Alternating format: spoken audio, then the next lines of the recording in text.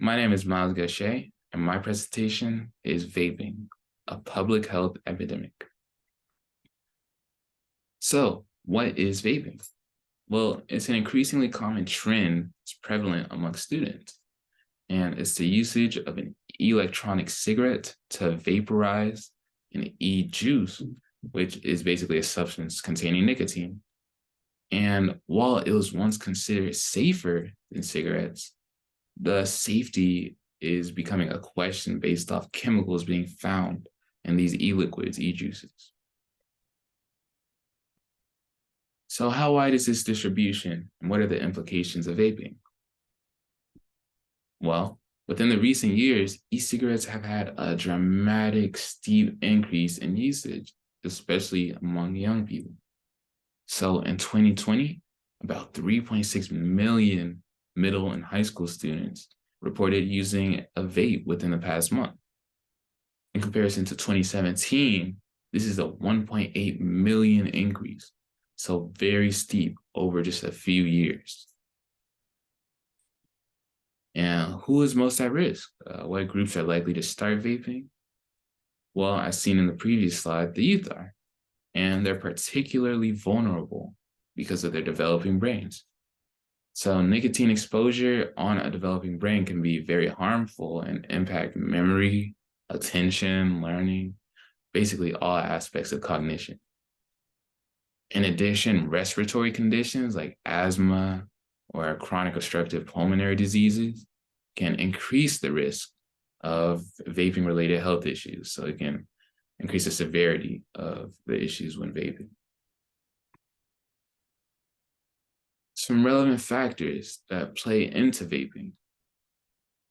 Well, there's widespread availability, marketing that appeals to the masses. So people or the youth can find a lot of options that can apply to them.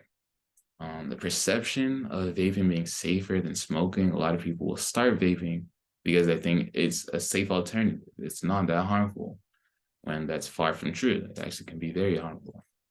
There are a variety of flavors that appeal to young people, like cotton candy, rainbow sherbet. There are several flavors, and as seen in this photo in the top right, a lot of colors that pop out to the youth. So the ethics of this should be considered. And finally, there's a lack of regulation with or from the FDA. So the FDA isn't putting a lot of input into the regulation of vaping and the chemicals allowed in these devices. So the importance and implications, why this needs to be discussed. Well, vaping has been associated with health issues like lung damage, respiratory illnesses, and addiction to the chemical nicotine. And if there's a rise, or if this rise continues in the youth, this can create an entire generation dependent and addicted to nicotine. So if this issue isn't addressed, it can have severe consequences, and the generation following us needs to be looked out for. So some discussion questions that I developed while creating this presentation. I wondered how e-cigarettes could be reduced among students, how the usage could be reduced. So what strategies could be implemented to prevent students or younger people from choosing to vape? It's a hard balance between restriction and freedom of choice. So I feel like it'll be very interesting to investigate some successful strategies to reduce the usage or the appeal of vapes. And what is the appropriate role for the FDA in regulating e-cigarettes? Again, this restriction versus freedom of choice balance.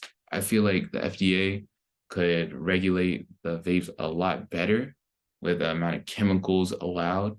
And if they were to step up in this aspect, this crisis could be reduced. And that brings me to my citations and finally to the end. So I just appreciate you for watching. I hope you've been able to learn a lot about vaping, about the misconceptions of it being safe, and how to perhaps prevent vaping. So thank you for your time, and I appreciate it.